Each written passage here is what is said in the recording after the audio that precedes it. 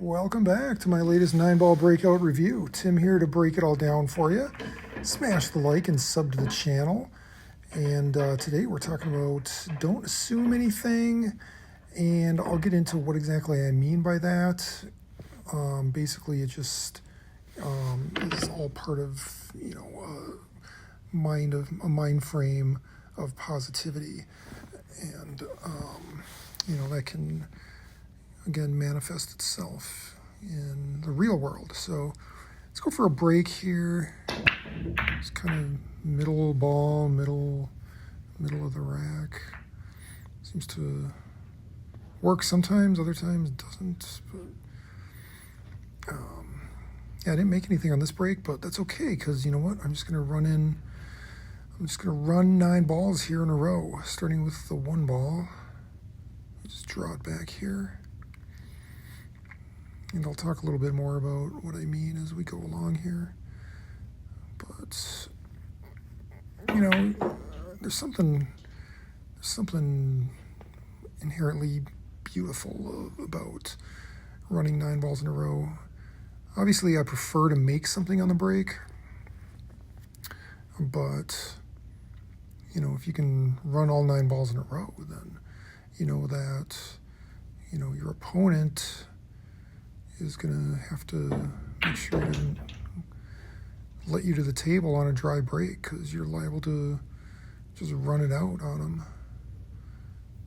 And so as far as like the videos I'm going to usually post are a 9-ball run like this, or something where I break it, make something on the break, and then run it out. Or if at some point on a break where I make something, then I will allow myself to, combo in the 9 at some point, if need be.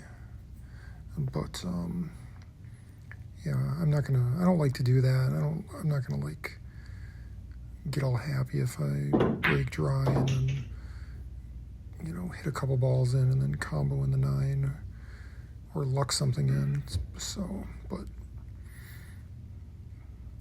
so yeah, there I had to make sure I was on the bottom side of the 4 here, so I can get back up to the 5. Now, look at this one here. I was thinking that if I just kind of followed it with light follow, I thought it would run into the 9 and mess me up. So I was like trying to shoot down on it a little bit to try to get it to go, or kind of draw a little bit around the 9. But this is what I'm talking about, like assuming that it's going to go into the 9 is the wrong move.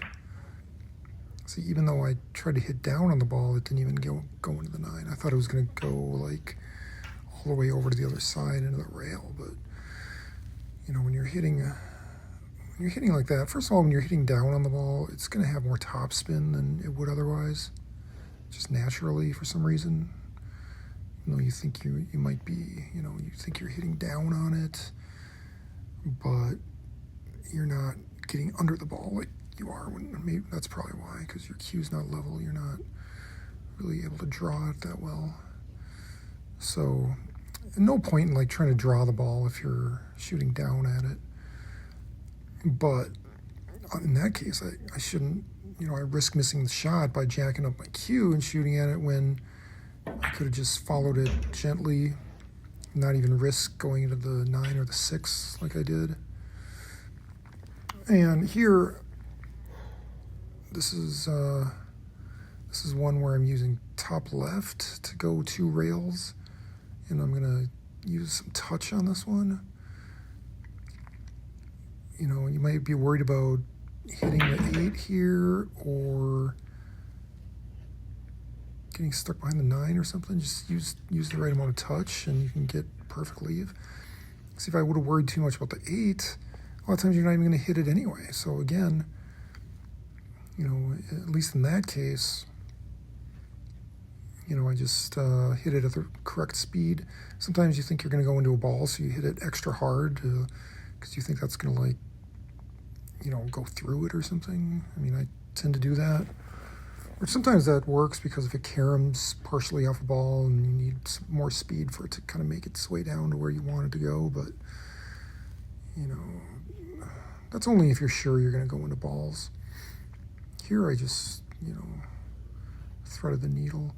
And here again, don't assume that you're going to get stuck behind the 9 or that it's going to go too far to the other side of the table. I'm just going to use straight follow on this, and it's not that much of an angle, so it's going to come basically almost straight back to the table, up the middle here for the 8. And yeah, for some reason I wasn't even really worried about getting caught behind the 9. Maybe I just felt like, I don't know. I mean, normally that happens when I'm not even expecting it to happen, but maybe I could have hit that a little softer just to avoid the 9 altogether, but yeah, this worked out. And here again, I am going to draw it so it gets back down closer where the 9 is. Again, don't assume anything. Don't assume that you're going to be in a bad position. I mean, usually being closer to the object ball is going to give you more chances and more opportunities for an easy shot than being further away.